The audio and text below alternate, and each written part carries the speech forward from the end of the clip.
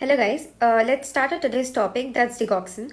So digoxin is a drug that's used in patients with congestive cardiac failure, and it is used only in patients who are symptomatic. And the important point about this drug is that it has no effect on mortality.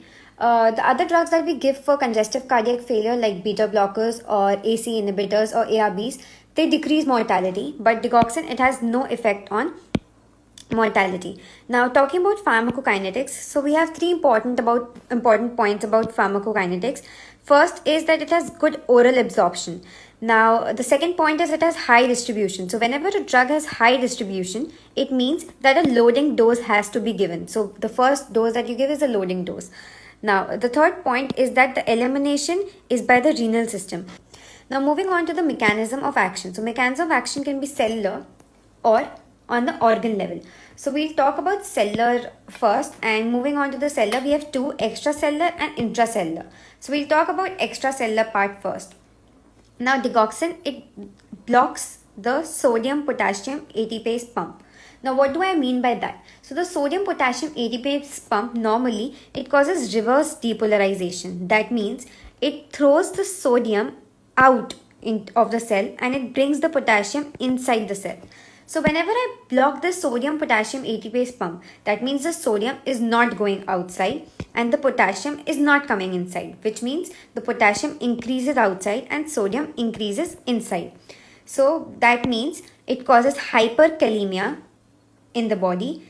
Now this potassium that has increased, what it does is it binds to this sodium potassium pump and prevents the digoxin to further bind to this pump.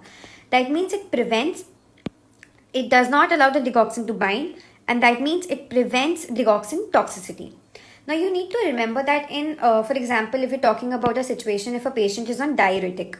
Now in diuretic, what happens is hypokalemia. So if there's hypokalemia in the body, that means if there's hypokalemia, that means this potassium is not binding to this pump, and the digoxin has more pumps to bind.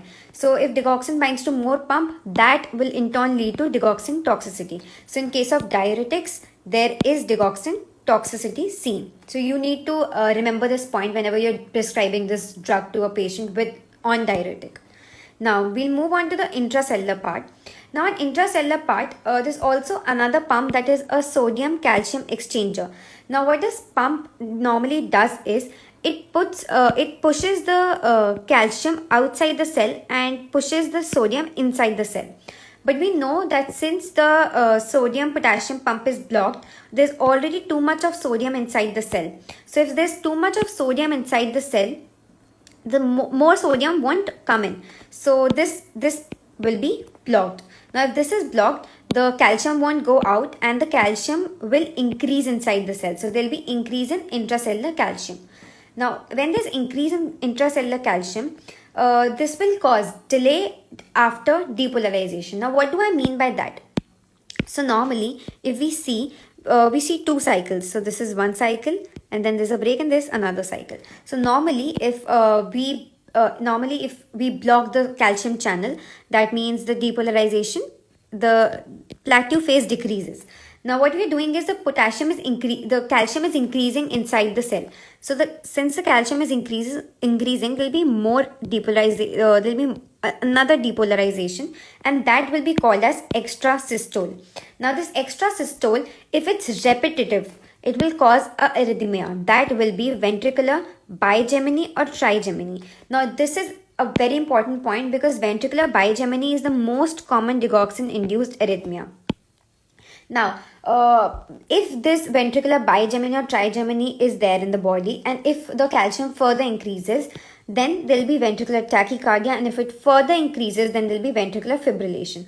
Now, how will you treat this ventricular fibrillation? The drug of choice will be lidocaine, and you'll use Digibind. What is Digibind? It basically reverses digoxin toxicity. So you will use this drug Digibind. Now there's one more important thing. So to treat this ventricular trigeminy and bigeminy, you can use potassium. Why? Since we already studied that if we use potassium binds to these receptors, the potassium ATPase, and prevents digoxin to bind further.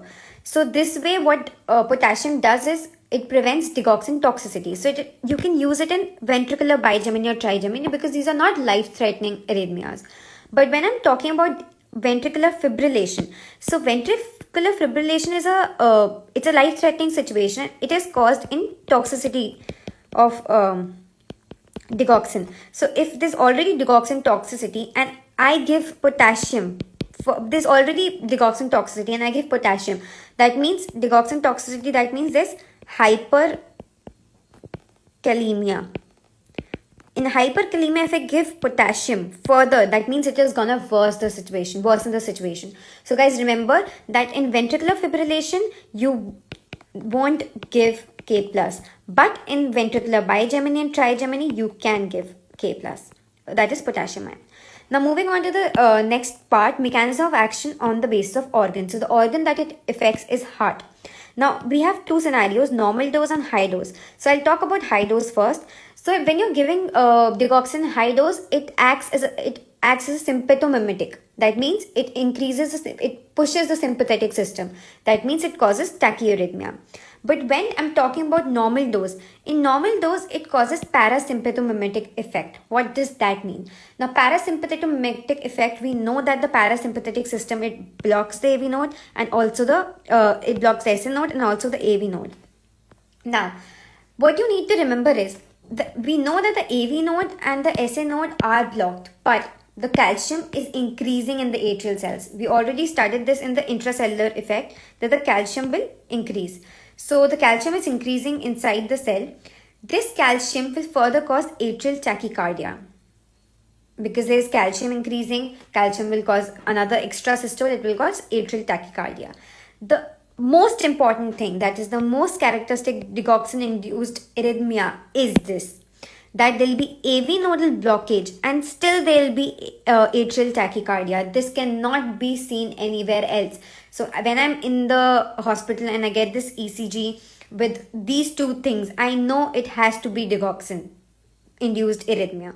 Now, this effect of digoxin, that it blocks AV node and also causes atrial tachycardia, can be used in a situation when we want to convert atrial flutter into atrial fibrillation, because I know atrial fibrillation is the worst part of atrial flutter, but also atrial fibrillation can be controlled very easily. Atrial flutter, it's very difficult to control. Now talking about side effects. So side effects, the most common one is nausea and vomiting. It causes all type of arrhythmias except atrial flutter and morbid's type 2 block. The other effect is hyperkalemia. We already saw that. The important one is yellow vision. This is usually asked in exams, so it's important for exams.